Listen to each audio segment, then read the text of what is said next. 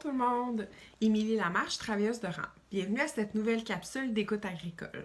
Mon sujet aujourd'hui, parlons d'alexithymie.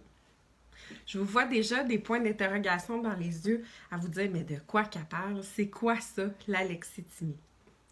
L'alexithymie, c'est une difficulté à identifier, différencier et exprimer ses émotions et parfois aussi celles des autres. Là, déjà là, peut-être que vous comprenez un petit peu mieux pourquoi on a envie de vous parler de ce sujet-là. Récemment, mes collègues et moi, on a eu un colloque sur la santé et le bien-être des hommes. Et quand on a abordé ce sujet-là, parce que c'est assez fréquent, beaucoup plus chez les hommes que chez les femmes, on a reconnu plusieurs de nos clients agriculteurs qui avaient des traits d'alexithymie. Donc aujourd'hui, notre but, c'est de démystifier ça avec vous.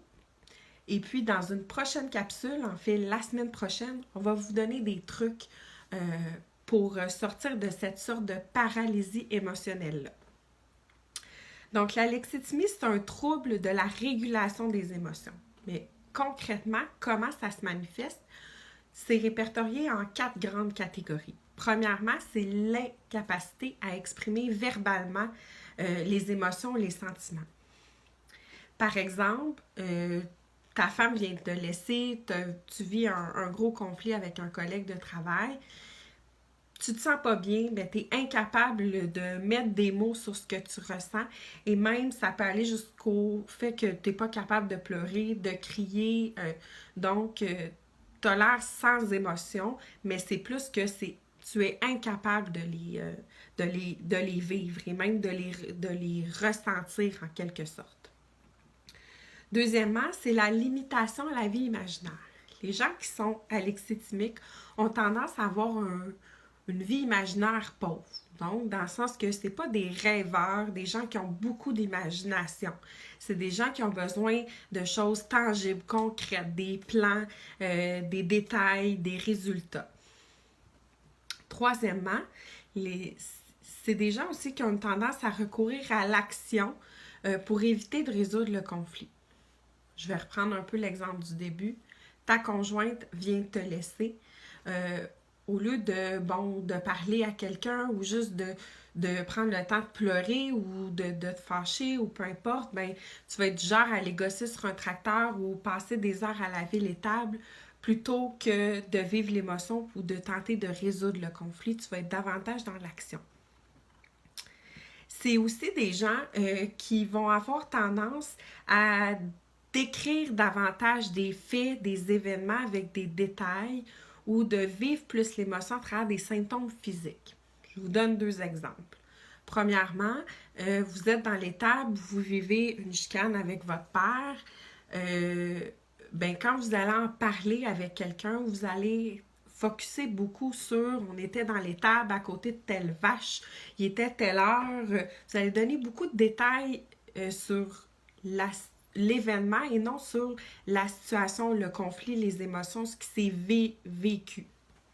Deuxième exemple, vous pourriez être davantage du genre à vous rendre à l'urgence pensant que vous avez une crise cardiaque ou chez le chiro parce que vous avez le dos barré, alors que oui, on peut avoir des problèmes physiques, c'est pas négligeable, mais ça peut être aussi les émotions qui sortent pas, qui vont sortir par des symptômes physiques.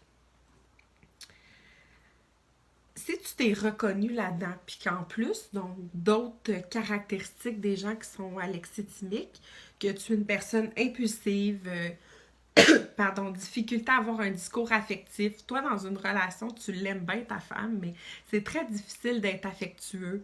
Difficulté aussi à détecter l'émotion des autres. Des fois, c'est un reproche que justement notre conjointe va nous faire. Voyons, t'as pas vu que j'avais de la peine ou t'as pas compris que j'étais fâchée. Donc, puis aussi, ça peut être des gens qui vont avoir tendance à être plus sensibles au bruit, au son, aux odeurs. Donc, tout ce que je vous ai parlé d'ici là, c'est des caractéristiques des gens qui ont ce trouble émotif-là qui est l'alexithymie. Là, je ne diagnostique pas personne. De un, je ne suis pas psychiatre.